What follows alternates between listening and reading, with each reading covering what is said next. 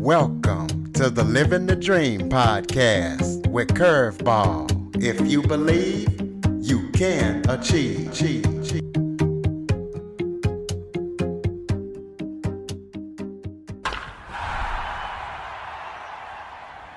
Hello and welcome to another episode of Living the Dream with Curveball. I'm your host, Curveball, and today we're going to talk all things behavioral health because I am joined by Kelly. She is a behavioral health analyst.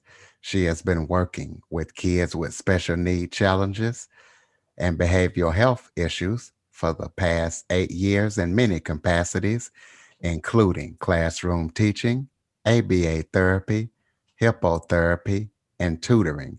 She is also the owner of Applied Behavioral Happiness. Kelly, thank you so much for joining me today.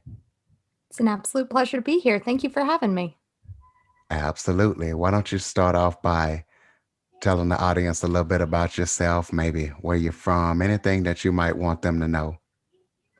Certainly. So I'm originally from the West Coast and through the years made my way all the way across the country. And now I'm on the East Coast. I am based out of Wake Forest, North Carolina. I do a lot of work directly with families and kiddos in my area and a lot of virtual work with kiddos outside of it. Let's see, what are some fun things about me? I really enjoy roller skating. I live on a farm, and I think one of the most wonderful parts of my job are those moments when you see a family and a child see the light at the end of the tunnel and go, "Oh, okay, we're gonna get there." I think those are a couple of things that the world should know about me. All right, so let's talk about how you got started as a behavioral health analyst and what made you be so passionate about that field. Do you have family members with behavioral health issues, or was it just something that you were passionate about from the beginning? It was really interesting. The what led me into the field was horses. I was working at a farm in Colorado and was assigned to help a class that had a group of kiddos that were in a group home due to either gang violence or abuse or a couple different situations. And then, second, there was a group of veterans that were working through some pretty severe trauma that were on the farm as well. And my original job there was just to care for the horses and help the horses through their rehab as they were working through their behavioral issues. Because I'd been training horses since I was about 13. And a lot of the animals came to us either as wild animals that needed a place to go so they wouldn't be sent to slaughter, or they were abused and then from there had some behavioral challenges. So matching them with these humans that also had challenges they were going through, we made some phenomenal progress. And in seeing that I was enjoying working with these groups, I was assigned a group of kiddos that were diagnosed with Down syndrome, autistic, let's see, cerebral palsy, a pretty diverse group of kids. And I was able to work with them to help them gain skills while working with these horses, and it was so cool. It was it was so rewarding because I already loved working with horses, and I knew I loved working with kids, but I had no idea that kids with developmental challenges would bring so much light to my life. And that was just me coming from a place of ignorance and not having the exposure to enough amazing people in this world. So to have that moment in my life to really recognize the beauty of the diversity in our world was truly life-changing. And I recognized that although I had really good horse skills, I had years and years of experience, I didn't feel like I had enough experience to continue working with these kids without having more behind me. So I decided, well, let's see what sort of jobs are out there. And I found a job in behavior analysis, and I'll tell you what, they didn't want to give it to me. They they were adamant that I was, because I had a master's at the time, that I was a little overqualified for entry level. They weren't quite sure about my experience. Like, she's worked on farms and a little bit in schools, and I don't know. So I went to the office and I sat in the front room and I said, when they're available, I'd love to speak with the manager or owner, what have you. And I stayed there. I stayed there most of the day, and they finally said, you know what, we are impressed by your moxie. Let's talk. And I know that people say those things don't happen anymore, but I assure you they do. If you if you're willing to go, you know what, I genuinely would like this opportunity, and respectfully, I'll wait until it's here. Sometimes it comes up, and in that case, it did, and that's what got me started in the field, and I haven't turned back. Well, I know my son, he was diagnosed on the autism spectrum and he has attention ADHD as well. So I know that you have kind of a different philosophy with your company. So talk about your company and the philosophy that you have, because all of the treatment that I've been able to get for my son, we had to have medical records. We had to prove it, but that's not necessarily the case for your company. Can you talk about your company and about your philosophy? Absolutely. So at Applied Behavioral Happiness, what I decided to do was go, what would happen if I took all of the kiddos and all the families that needed some support, that had these behavioral challenges that I've been working with for years and years. And I said, I don't care if you have a diagnosis or not. You need this support. Let me be here for you. And the reason I got there is because I had worked at a number of different companies where I was both on the direct care side, so working directly with families, and on the administrative side, either doing hiring, training, scheduling, all those different things. And especially in scheduling, I'd get calls from parents who are desperate for support, and I'd have to tell them, we can't help you because your child doesn't have the right paperwork. They don't have the right diagnosis. They don't have the right diagnosis from the right kind of person who gives that diagnosis. And we were set up for billing insurance only. So I went, okay, what if there was a company that you didn't need to have a diagnosis? We would work around your budgets and your time frames and make sure that the amount of time your child needed, it didn't matter what your budget was, they would get that amount of time. You would just pay for the result, not for the time taken. So we can take as long as your child needs.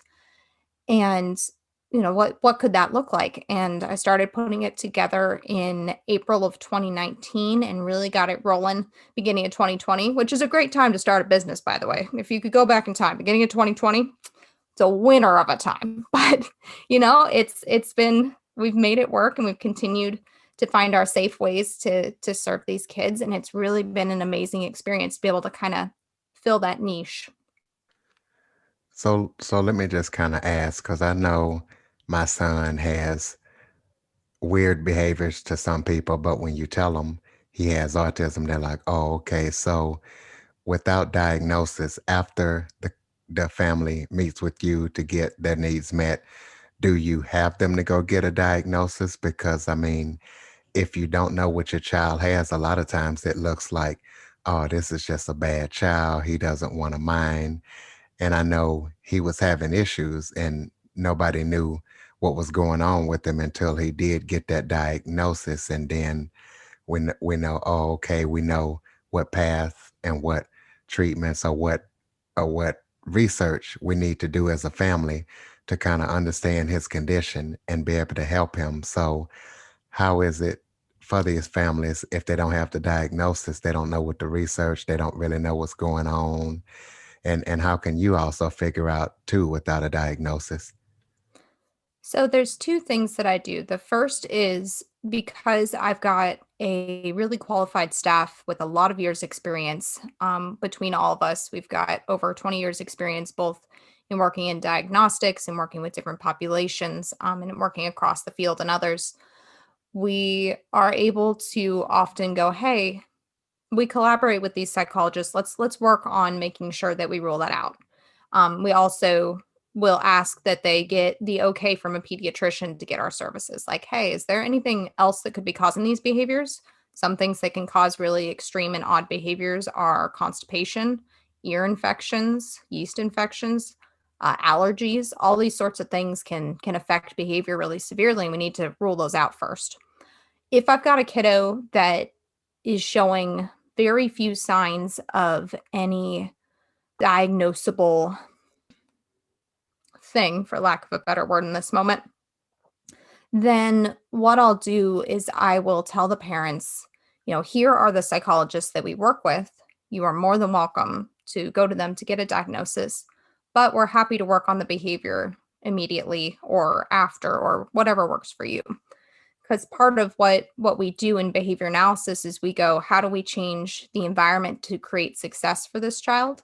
So regardless of diagnosis, I can look at the environment and go, okay, this child is wanting this. How can I set this environment up to help them succeed in getting that in the most respectful and kind way possible? So while the diagnosis is extremely helpful, and you're absolutely right that we need to be able to research, we need to be able to know what's going on and to understand more deeply the neurodiversity of the child, there's a lot of things behaviorally that we can work on before or after, or if a diagnosis is never achieved.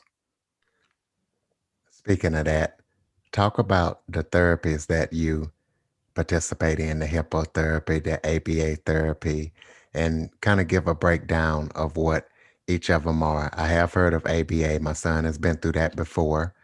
Unfortunately, the area that I'm living in right now is not too great for that. It's a little bit harder Mm. to find, but talk about the other therapy, the hippotherapy, and just break ABA down for parents who might not understand or know, because I didn't know about this stuff until I actually did the research and got with the professionals like you who do know.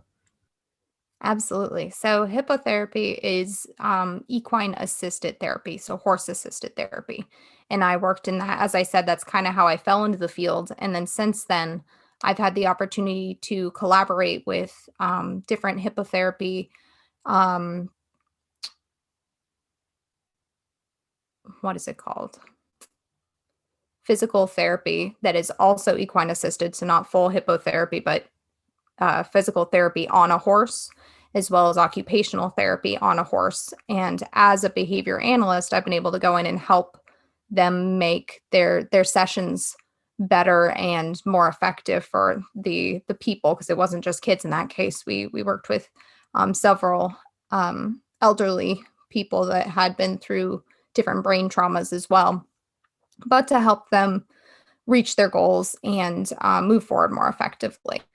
Now, ABA therapy is the basis of what I do. Specifically at Applied Behavioral Happiness, we provide what I call deliberately creative ABA, because we take ABA, which is applied behavior analysis, and we make it as kind and as loving as possible while maintaining a high degree of efficacy through everything that we do. And when you're looking at ABA, what you're looking at is the science of behavior, which was originally like the big godfather of behavior is going to be Skinner, who studied rats and pigeons to figure out what is the basis behind why behaviors occur and why they continue to occur, why they stop, and why they suddenly reappear. And then the applied side is, how do we take that science that came from a lot of this animal research and how do we apply it to helping people have better lives? And it really can be an absolutely beautiful science, because you can make amazing changes in your life and you can help all different kinds of people with all different kinds of challenges to be able to reach heights that they never thought they could, or that the people around them didn't immediately see as a possibility. And one of the things that we've decided to do again is to take it and make it as gentle and as consent filled as possible. And everything we do is play based. Everything we do, the kids get to say if they don't want to do it, no problem. You don't have to. Everything we do, parents are allowed to join every single session, no matter what. It's really been an interesting way to model classic behavior analysis into more of a mainstream sort of application. And I'm more than happy to go deeper into what ABA can look like in other facilities as well. Yeah, please do, because see, when we had our son in ABA, at a facility called Heart Springs here in Kansas. They really didn't want the parents in. They allowed you to watch through a window, or so you can see what's going on, because they felt like, well, the kid's gonna do what they're gonna do with the parents, but we want to get them alone so we can maybe bring them out of their comfort shell, or we can see their behaviors by ourselves versus with the parents around. So dive deeper into that and what it does look like at other facilities in your experience. Certainly. And there is a time for like, hey, mom and dad, this child really enjoys your attention and we can't work on anything else because they'd rather, sit and snuggle with you. Let's see if we can help them be comfortable working without you in the room. I definitely won't speak down to that. It's just a different style. And there are certainly times when we have these discussions with parents as well, but it's not often. So there's two big types of ABA that you're going to see out in the world. You're going to see what's called DTT and NET. And that's oversimplifying dramatically, but those are a good way to conceptualize the two main things you're going to see in ABA. So DTT is discrete trial training. And what you're going to see is a lot of work at a table. You'll often see a lot of flashcards. So trying to match different things, trying to work on really definite and precise skills. You might see a token board, which is a tool for showing progress and helping someone understand how close they are to reaching their end goal. And quite often a tangible reinforcer. So something like, hey, if we complete all our work, we can go play with those blocks, or let's have some iPad time. Something like that. On the NET side, that stands for Natural Environment Teaching or Training again. And what we're going to see on that side is a little bit more, let's play and let's sort of sneak the teaching in. And there's pluses and minuses to both. Of course, if you've got a kiddo that absolutely cannot sit at a table and just is not at a place to tolerate that yet, we're not going to force them to sit there. That'd be incredibly cruel. Let's see what we can do to start helping them be comfortable sitting on a table, and we can start teaching in a little bit more of a naturalistic way. And on the other side, if you've got somebody who's just super rigid and only is able to work on certain skills when they're sitting at a table, well, how can we help them be comfortable working in a more natural place and bringing these skills out into the world? And the big thing for both of those in the end is, how do we generalize these skills? How do we take these skills and make sure that it's not just right here, just with this person, just at this time on a Tuesday? How do we make this skill go across their whole life and be useful at all times? So if I was going to, as I said, conceptualize ABA really, really simply, the types of ABA you'll see, those are the two different categories I would put it in. And a lot of those categories, or both those categories, are familiar to me, because I even know in my son's class they'll do a schedule or a token system like that, even in his school. Not only do you do the ABA side, you are also a researcher. You've personally conducted research. So why don't you go through each type of research that you have conducted and presented, and your findings, and how this research is still progressing along today as we speak? Absolutely. So the type of research that I'm involved in is called applied research. And that means that I am using the data that I'm collecting while helping people better their lives, with the highest intention of making sure that their lives are bettered through it, and not the highest intention of proving something. So if my intention was proving something, then if they started to fall behind, I would be more concerned about, hey, let's get the data on whether or not this works, more than I'd be worried about, are they doing okay and are they making progress? So because I'm on the applied side, I'm more worried about the kids and the families making progress. And then I happen to be able to take the data to help the world of behavior analysis and beyond learn a little bit more about what we're doing. So my first big research project, I was working with an elementary school child who was having a lot of trouble with math. And we were able to take writing of numbers and put them into little squares. So kind of like a giant graph paper, where the squares, instead of being quite small, were an inch by an inch. And practicing first, just can we write our different numbers and stay within these squares? And then can we write these different numbers and stay within these squares when we're writing a math problem? And then can we write these different numbers, stay in the squares, have it be a math problem, and then solve it? And we saw a massive increase in the accuracy of this child's math and arithmetic problems because they were able to see everything. It wasn't all jumbled on top of itself. It created organization. From there, we were able to start shaping those squares down and getting to a place where we were working on classic graphing paper.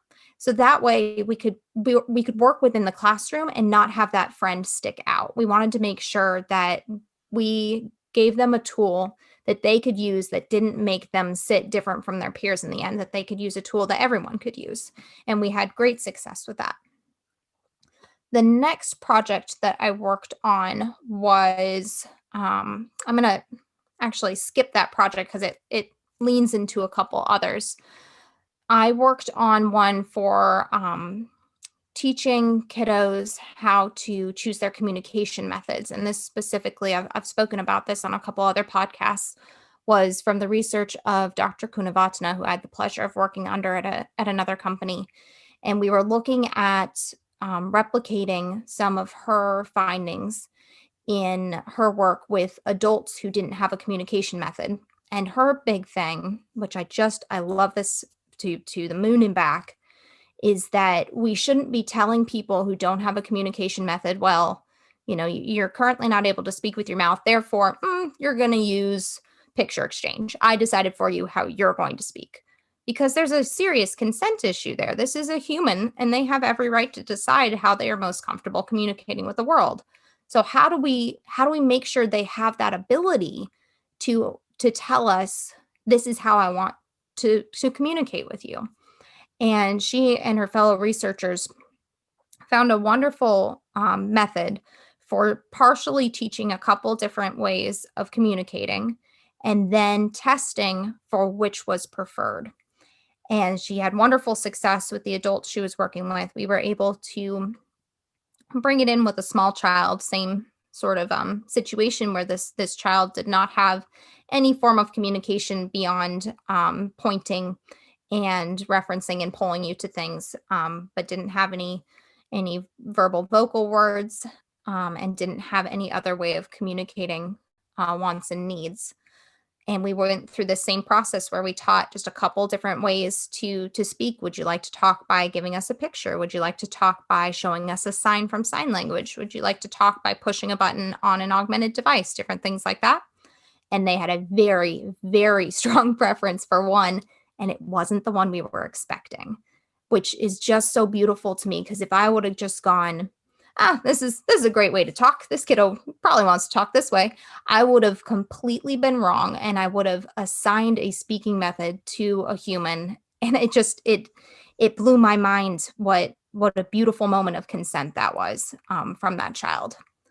The next group of pieces of research that I have been involved in have been looking at creativity and creativity with staff, and how when we train staff in different methods of creativity, different tools, how does that change how they interact with the people they're working with? And how does that change how those people are progressing? And across a number of different studies, we've been able to see that, first of all, creativity is a skill, that it can be trained, and that the research out of the creativity world is very sound, that these are behaviors that can be increased. We have found that when we increase these behaviors, we get reports from staff that they feel less burnout and they feel more ready for sessions, because they don't run into that, oh my goodness, I have this friend I'm playing with right now, and this child is interested in maybe two things. They don't want to invite me in, and I have no idea how to play with them. Help, I'm lost, and I've got 3 more hours to go. That really grades you down. So once they had these creativity skills developed, they were much happier as employees.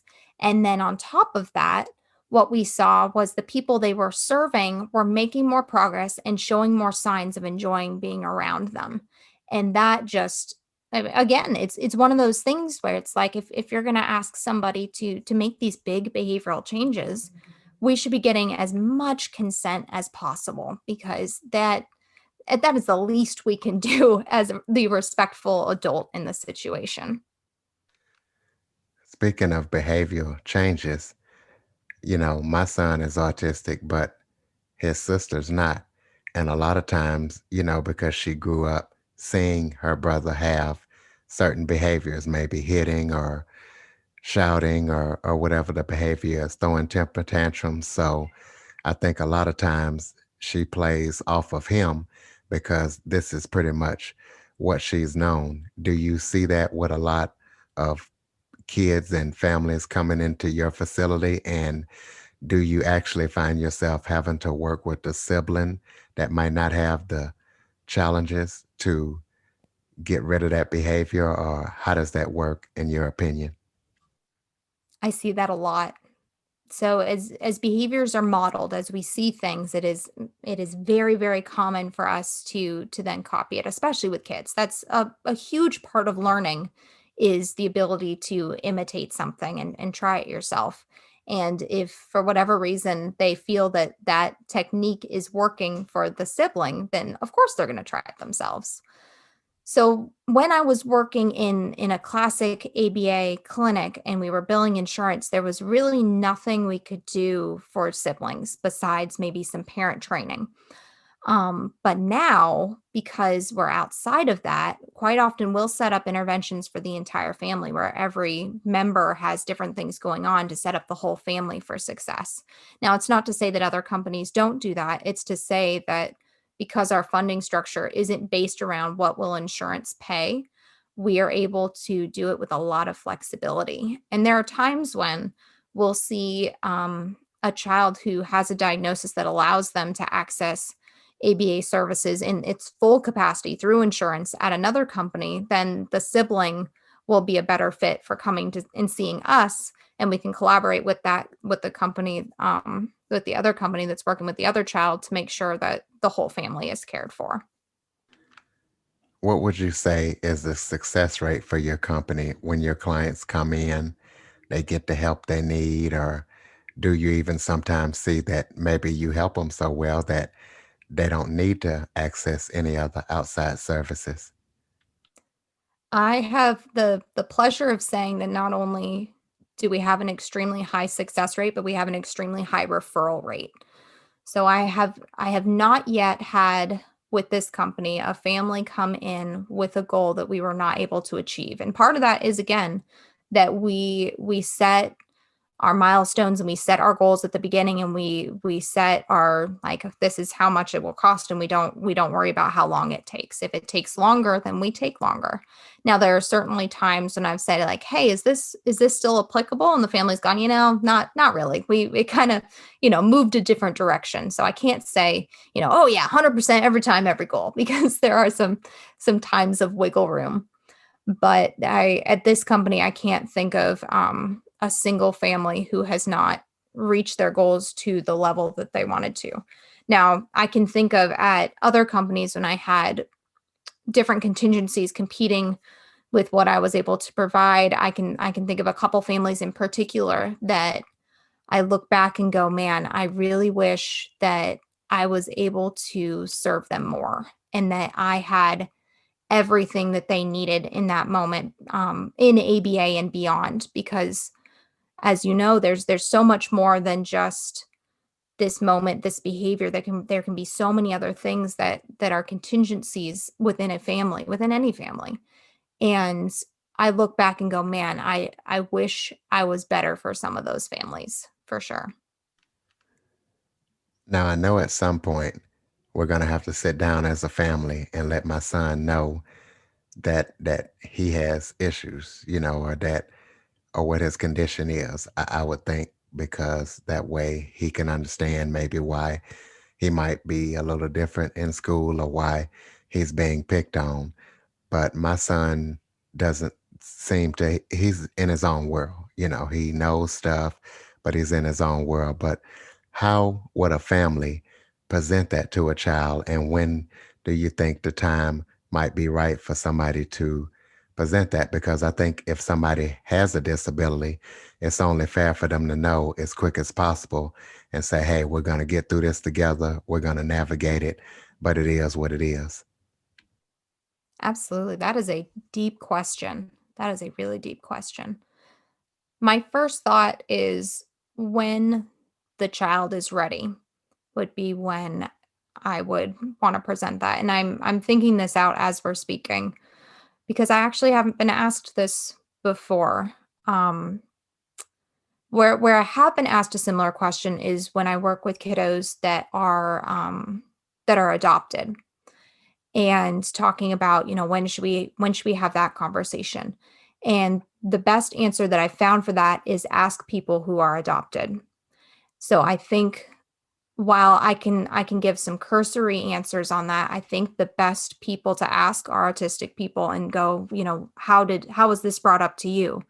When would you have liked to have heard sooner? Would you have liked to have heard later? Was there a tool you needed before you could take this in?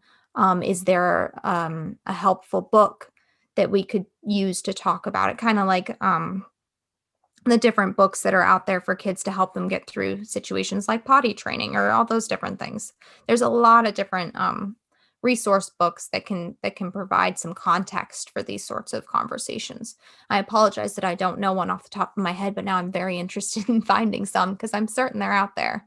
But again, my advice to you would be to reach out to the autistic community and ask directly. I'd be more than happy to provide some notes on a couple different places where you could do so.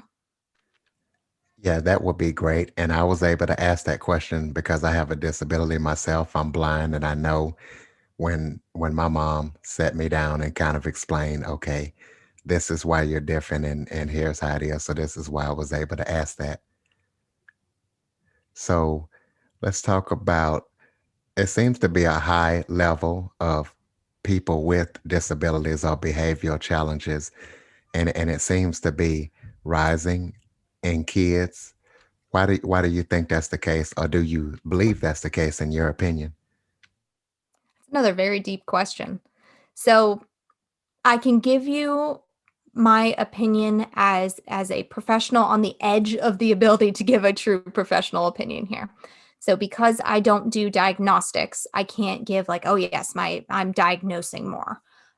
Because I don't follow the data of diagnostics, I can't give that sort of professional side. What I can tell you is, especially with the addition of COVID into everyone's lives, when stress increases, kids take that in and they don't always know what to do with it. It's not a good feeling. And when I've got this bad feeling and I don't know what to do with it, quite often it comes out behaviorally.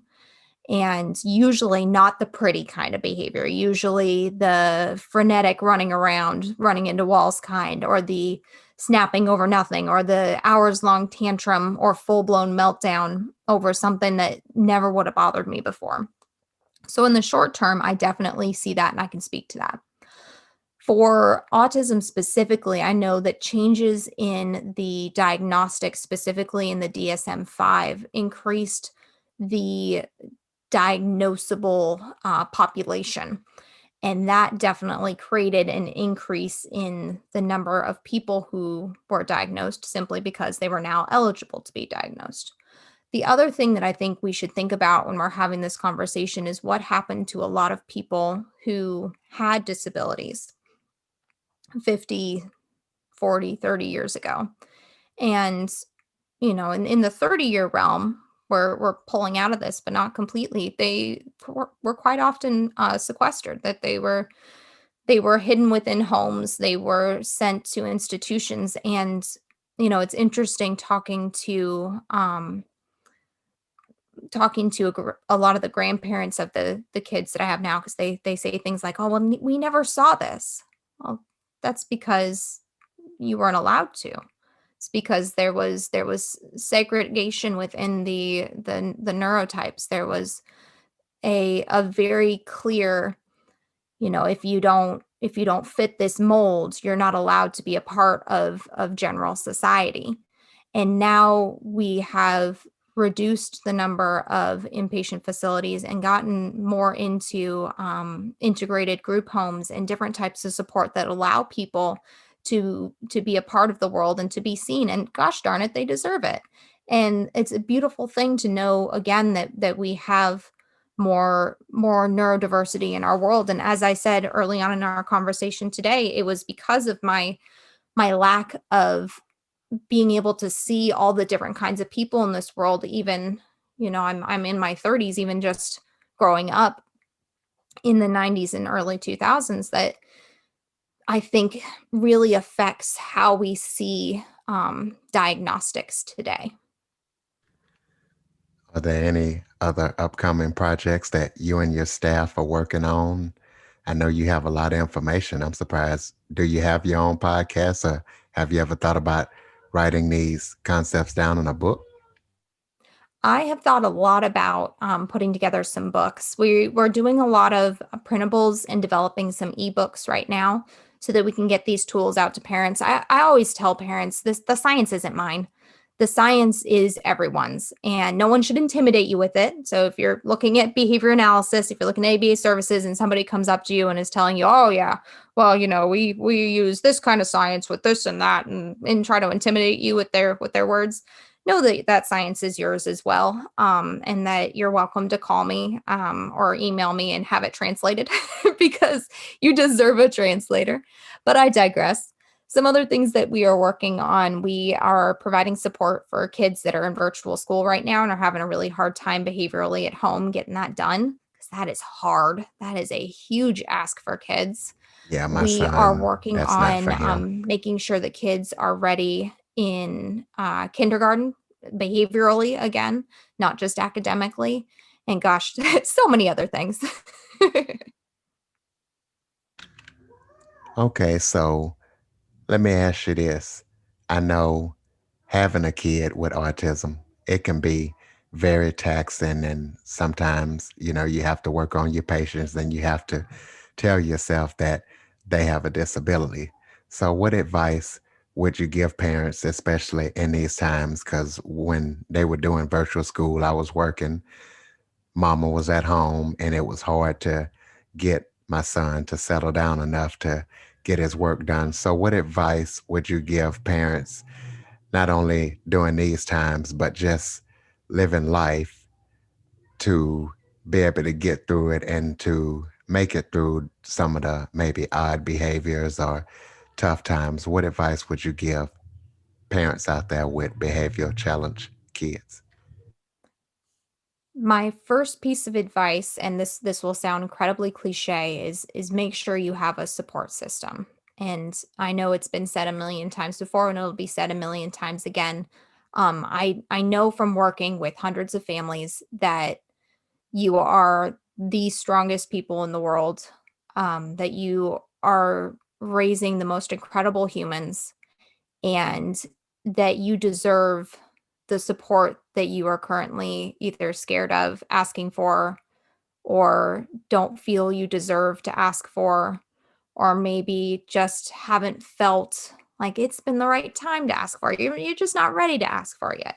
You deserve that support. You deserve that help. And reaching out to people who have free resources to make sure that you've got that support without busting your budget is a great place to start. Like, I send out weekly free tips and tricks. I do free consultations for everyone, and I try to make sure that on, our Facebook and Instagram, we're constantly putting out things for people, because again, you deserve that support. And if that's the little bit that we can do, we're going to try to do it. In these times, making sure that, again, this is terribly cliche, that you're able to take some time for you and able to have moments of mindfulness throughout the day really can make a big difference, especially when you're talking about that patience. One of the big things I tell parents, I have been telling them even more recently, is create a list of things that you absolutely, for your family culture, you're following through on, and create a list of things that you're willing to say, you know what, not worth it, letting it go. And those lists could contain anything, because it's your family culture that matters, not what, the Joneses next door, what theirs will look like. So maybe what's for dinner on a Tuesday is ice cream, because you know what? I'm this is what I need for for my mental health right now, is to be able to do that, and to forgive yourself, and even more than that, to not need forgiveness for those things. And then on the other side, because you're letting some of those things go, you're letting the rubber balls bounce per se, you're going to have the energy to really pull through on, no, we need to get this homework done, or I really need for you to help me clean this room. And we all know kids with challenging behaviors, those are two, and there's many other very triggering situations quite often where you're going to really need a lot of patience to pull through. So choosing your patience wisely and getting yourself in a place where you're letting go of the ones that don't matter or that you can allow to kind of slide for now will really help you allocate your patience where it's needed.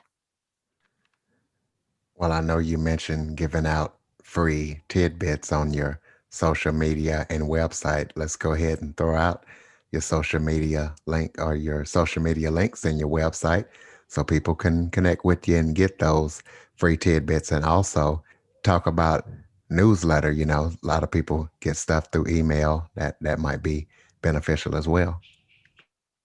Sure, certainly. So I'll provide you with a link to get onto my weekly list. I only send one email a week because I'm not interested in spamming anybody, but you're welcome to reply to it with exactly what you want. In the next one, I've had a couple people say, "Hey, I want a whole blog post on creating checklists because my kiddo, I just have such a hard time with, say, showers or bedtime routine, and I really just need help creating that checklist." Great. We'll create that blog post, we'll send it out, and we'll make sure that you get all the stuff you need. So it's not a, you just get a newsletter.